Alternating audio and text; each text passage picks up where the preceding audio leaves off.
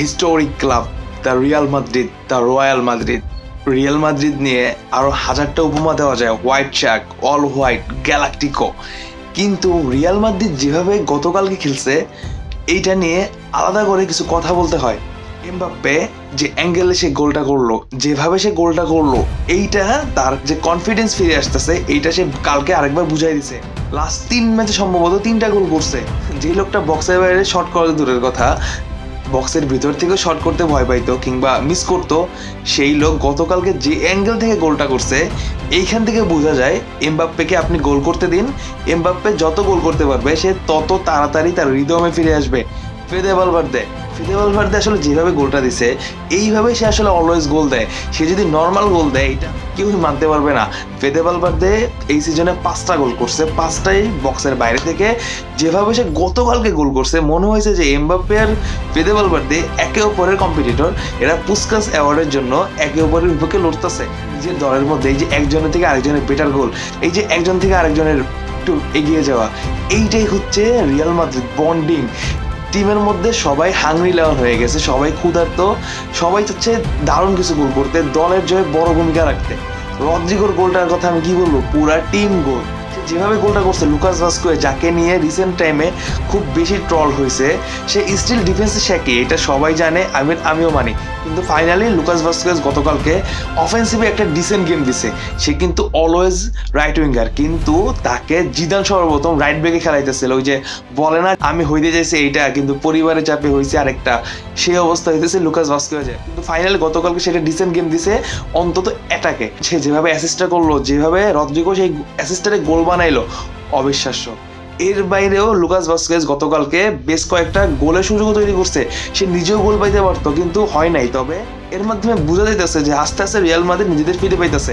Last গোলের কথা যদি আমি বলি, ব্রাহিম দিয়াজ যেভাবে গোলটা দিয়েছে, এইখানে আমি একটু গোলের বাইরেও কিছু কথা বলবো। দলের মধ্যে বড় তারকা থাকলে আসলে যে উপকারটা হয়, যে লাভটা হয়, যেটা আমরা ক্রিস্টিয়ানো থাকতে দেখতাম কিংবা ভিনিসিয়াস থাকলে যেটা দেখা যায়, গতকালকে সেটা এমবাপ্পের কিন্তু দেখা গেছে। এমবাপ্পের উদ্দেশ্যে যখন বলটা বাড়ানো হলো, ডিফেন্ডাররা কিন্তু ব্রাহিম দিয়াজকে ম্যান মার্কিং বাদ দিয়ে পুরো এমবাপ্পের দিকে সরে আসলো। এই যে নিজের দিকে টেনে আনা, এইটা হচ্ছে ভাই আপনার স্টারডম। আপনি যত বেটার খেলোয়াড় হতে পারবেন, আপনি প্রতিপক্ষের ডিফেন্ডারকে নিজের দিকে টেনে আনতে পারবেন। আপনি গোল না পান, কিন্তু আপনার টিমের আরেকজন খেলোয়াড় আর ম্যান মার্কিং এ থাকতেছে না, আপনি 3-4 জনকে একাই নিজের দিকে টেনে আনতেছেন। এটা লাভই হচ্ছে গতকালকে ব্রাহিমের গোল। এমবাপ্পের দিকে যখনই বলটা আসলো, 3 থেকে 4 জন এই যে ডিফেন্ডাররা, এরা ম্যান মার্কিং বাদ দিয়ে প্রত্যেকেই এমবাপ্পের দিকে চলে আসলো। কারণ এমবাপ্পে একই ম্যাচে আরেকটা দুর্দান্ত গোল করছে বক্সের বাইরে থেকে। সবাই যখন এমবাপ্পের দিকে আসলো, এমবাপ্পে কিন্তু শট না করে ব্রাহিমের দিকে বলটা বাড়িয়ে দিছে। এই জিনিসটা কিন্তু আপনি বলতে পারেন টিম ম্যান হিসাবে খেলা, যেইটা এমবাপ্পের খেলায় মিসিং ছিল। যে এমবাপ্পে অ্যাসিস্ট করে না, গতকালকে সে কয়েকটা বার অ্যাসিস্ট করে নাই, সে শট করছে বক্সের ভিতর থেকে। ভাই এটাই হবে এমবাপ্পের কাজই, গোল করা। এবং আমি এটা বলি যে এমবাপ্পেকে আপনি গোল করতে দিন, সে যত গোল করতে পারবে সে তার কনফিডেন্স ফিরে পাবে। কিন্তু এর বাইরেও এই যে ব্রাহিমকে দিয়ে গোল করানো কিংবা সেই ম্যাচে আরো কয়েকবার গোলের সুযোগ তৈরি করছে, নিজের টিমমেটকে দিয়ে গোল করানোর চেষ্টা করছে। এইটা হচ্ছে ড্রেসিং রুমের অবস্থা, একে অপরের যে বন্ডিং, যেটা বলা হচ্ছিল যে এমবাপ্পে আসলে ড্রেসিং রুমে কোনো বন্ডিং থাকবে না। ভাই এইটা রিয়াল মাদ্রিদ, এইটা 3 পাত্তি কোনো ক্লাব না। আমি অলওয়েজ বলি যে রিয়াল মাদ্রিদে আপনি যত বড় গুন্ডা হন, আপনি যা ইচ্ছা তাই হন, রিয়াল মাদ্রিদ যখন আসবেন, আপনি ড্রেসিং রুমের ভিতরে সবার সাথে মিশে যাবেন। আপনার এইভাবে মানিয়ে নিতে হবে এবং আপনি এইভাবে মানিয়ে নেবেন। এইটা হচ্ছে রিয়াল মাদ্রিদ ভাই, গ্রেটেস্ট ক্লাব। রিয়াল মাদ্রিদের মধ্যে কোনো ভুংচুং উল্টাপাল্টা কিছু হয় না। গোলের কথা তো আমি বললাম, রিয়াল মাদ্রিদ 4টা গোল করছে, 4টা গোলের কথা বললাম। এবার আমি একটু একজনের কথা বলি, ড্যানি সেবাস। এই লোকটা যতক্ষণ খেলছে মনে হয়েছে যে রিয়াল মাদ্রিদের মিডফিল্ড বলতে কিছু আছে। সে যেভাবে ম্যাচের পর ম্যাচ মাস্টার ক্লাস ড্রপ করতেছে, রিয়াল মাদ্রিদ তাকে বেচার তো দূরের কথা, আমার মনে হয় মডরিচ যাওয়ার পর সেই রোলটাই সে পেয়ে যাবে।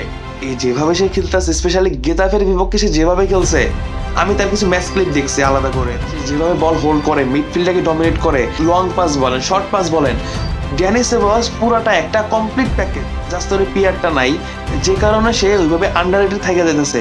সে যদি রিয়াল মাদ্রিদ বাদে ম্যানচেস্টার সিটি বা বার্সেলোনা এই টাইপের ক্লাবে খেলতো, আপনি দেখতেন প্রতিদিন হেডলাইনে থাকতো, কারণ তারা ওইভাবেই তাদের প্লেয়ারদের মার্কেটিং করে।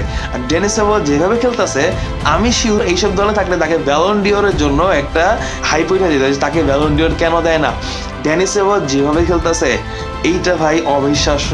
এখন কথা বলা যাক আমরা যে 2টা গোল খাইছি। প্রথম গোলের কথা যদি আমি বলি, যে যেভাবে গোলটা দিল, আমি একদম শুরু থেকে একটা কথা বলছে, রিয়াল মাদ্রিদের ডিফেন্সের মেইন ঝামেলাটা হচ্ছে এরা ম্যান মার্কিং করতেছে না। গতকালকে প্রথম যে গোলটা হলো কিন্তু সেভিয়ার ইজাক একদম ইজিলি একটা হেডে গোল করছে। সে যখন গোল করতে গেছে কেউ তাকে বিন্দুমাত্র মার্কিং করে নাই। একদিকে লুকাস ভাস্কুয়েজ, একদিকে চুয়ামিনি, মাঝখান থেকে সে ইজিলি হেডে গোলটা করছে। কোনো ঝামেলা হয় নাই, কোনো তার কষ্ট হয় নাই। এইটা কিন্তু রিয়াল মাদ্রিদের গেমে কন্টিনিউয়াসলি হইতাছে। ঝামেলা হচ্ছে যে রিয়াল মাদ্রিদ আগে এই টাইপের অ্যাটাকে গোল করতে পারতো না, গতকালকে রিয়াল মাদ্রিদ সেই গোলগুলো করছে দেখে আমরা এটা আড়াল করে যাইতেছি। আমাদের ডিফেন্সে স্টিল অনেক বড় প্রবলেম আছে, যেটা বড় বড় ক্লাবের সাথে যখন খেলবো বা চ্যাম্পিয়ন্স লিগে যখন খেলবো তখন এটা ঝামেলা হয়ে যেতে পারে। এই যে ম্যান মার্কিং না করা ভাই, এইটা নিয়ে কার্লোর খুব দ্রুত কাজ করা দরকার। ডিফেন্সের এই যে একটা গোল খাইলাম, ইভেন লাস্টের গোলটার কথা যদি আমি বলি, যদিও সেখানে আমি থিবো কর্তোয়াসের দোষও দিতে পারি, এই লোকটা গতকালকেও কিন্তু ভালো কিছু সেভ করছে। রিসেন্ট কিছু ম্যাচে মনে হইতেছে যে তাই একটু শ্যাকি আছে, যদিও সে ভালো কিছু সেভ দেয়, এরপরও হঠাৎ কিছু মোমেন্টে এসে সে এমন কিছু গোল মিস করে বসে। যেরকম গতকালকে যে মিস, সে কিন্তু সেভ করছে, তার পায়ে লাগছে সম্ভবত, কিন্তু এরপরও বলটা জালে ঢুকে গেছে। থিবো কর্তোয়াসের দিনে ডাবল যদি কোনো ভালো শটও থাকে সেইটাও থিবো কর্তোয়াস সেভ করে দেয়। তো থিবো কর্তোয়াসের জন্য আমি বলতে পারি যে এটা 50-50 বলা যায়। থিবো কর্তোয়াসের ভুল হইতে পারে, কিংবা সেভিয়ার যে গোলটা দিল আরো গোলটা দুর্দান্ত ছিল। মজার ব্যাপার হইতেছে আমি দুইটা গোলে দেখবো চুয়ামিনিকে। চুয়ামিনি এই সিজনে সিরিয়ামে বাজে খেলতেছে, তো তাকে সিবি হিসেবে খেলাচ্ছে, সে অবশ্যই ভালো করতেছে। বাট ঝামেলা হইতেছে যে রাইট ব্যাকে আপনার পাশের পজিশনে যখন লোকটা ডিফেন্সে উইক থাকে, যে লুকাস ভাস্কেজের কথা আমি বলবো, সেক্ষেত্রে তার পারফরমেন্স আরো ড্রপ করতেছে, যেটা আমরা রাউল আসেন্সিওর ক্ষেত্রে দেখছি। তার কোনো ঝামেলা হয় নাই। রিয়াল মাদ্রিদ যদি এইভাবে কার্লো, লুকাস ভাস্কেজ, চুয়ামিনি এদেরকে দিয়ে প্রত্যেকটা ম্যাচ শুরু করে, রিয়াল মাদ্রিদ গোল খাবেই, এটা নিয়ে কোনো ডাউট নাই। কারণ ওই যে রাইট ব্যাকে একটু সমস্যা আছে, সিভিতে সেটার ইফেক্ট পড়তেছে চুয়ামিনির উপরে। তো আমাদের এই যে ফার্স্ট হাফে ম্যাচটা জিতে যেতে হবে। ফার্স্ট হাফে যদি আমরা 3টা গোল করে বসি, 4টা গোল করে বসি, তখনই ম্যাচটা আমাদের হাতে চলে আসে। কারণ রিয়াল মাদ্রিদ একটা স্বভাব আছে, গতকালকে সেম কাহিনী হয়েছে। রিয়াল মাদ্রিদ যখন 4-5টা গোল করে বসে, তারা একদম স্লো হয়ে যায়, তারা আলসে হয়ে যায়, তারা গোল করতে চায় না।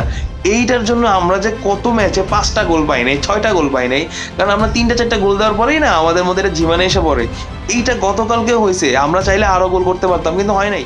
যদি আমি বলি এমবাপ্পে গতকালকে যে মিসগুলো করছে, আমি তার প্রশংসায় অনেক কথা বলতে পারবো। সে যেভাবে গোলটা করছে, সে যেভাবে গোলটা বাড়ায় দিছে ইব্রাহিমের উদ্দেশ্যে, কিংবা সে অনেকগুলো চান্স সৃষ্টি করছে, কিন্তু এমবাপ্পে যে মিসগুলো করছে, এইটা যদি ক্রিস্টিয়ানো হইতো, আমি এই জন্য বলি যে ক্রিস্টিয়ানোর ক্ষেত্রে ভাই কখনো এমবাপ্পেকে তুলনা করেন না, কিংবা ক্রিস্টিয়ানোর সাথে অন্য কোনো প্লেয়ারকেও তুলনা করেন না। ক্রিস্টিয়ানো তার বাজে দিনেও গতকালকে যে এমবাপ্পে চান্সগুলো পেয়েছে, সেখানে হ্যাটট্রিক করে বসতো। পজিটিভ দিক হইতেছে এমবাপ্পে গতকালকে 70 মিনিটের দিকে একটা গোল মিস করার পর সে যে রিয়াকশনটা দিয়েছে, এইটা হচ্ছে আমি এমবাপ্পের কাছ থেকে চাই। ক্রিস্টিয়ানোর ক্ষেত্রে আমি দেখতাম সে যখন গোল মিস করতো, সে জাস্ট মাথা নাড়াইতো, মানে তার যে ভুল সেটা সে বুঝতে পারতো। এমবাপ্পে এই কাজটাই করছে, মানে সে মানতে পারে না যেটা গোল হয় নাই, সেইটা মিস করছে। এই এমবাপ্পেকে আমি চাই, যেভাবে 2024টা শেষ করলো, এই যে 1000টা ইনজুরি, 25-এ রিয়াল মাদ্রিদ ভালো করবে, এইটাই চাওয়া। আপাতত রিয়াল মাদ্রিদ টানা 2টা ম্যাচ জিতলো, যেখানে অফেন্সিভে প্রত্যেকটা প্লেয়ার ভালো খেলছে। বেলিংহাম বলেন, রদ্রিগো, এমবাপ্পে, গতকালকে ভিনিসিয়াস ছিল না, তবে তার অভাবটাকেও বুঝতে দেয়নি। ব্রাহিম দিয়াজ, সেবাসের কথা আমি বললাম, ফিদে ভালভার্দে, কামাভিঙ্গার কথা না বললে ভাই পাপ হবে। এই ছেলেটা গতকালকে লেফট ব্যাকে খেলছে, তবে সে পুরো মাঠেই ছিল।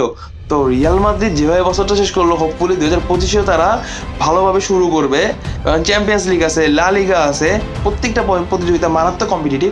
তো দেখা যাক রিয়াল মাদ্রিদ 2025-এ কি করে। আপাতত আলা মাদ্রিদ দারুণ জয়ে বছর শেষ রিয়াল মাদ্রিদের। রিয়াল মাদ্রিদ এইভাবেই খেলে, রিয়াল মাদ্রিদ এইভাবে জিতে। এই জন্য Real Madrid greatest club on the earth.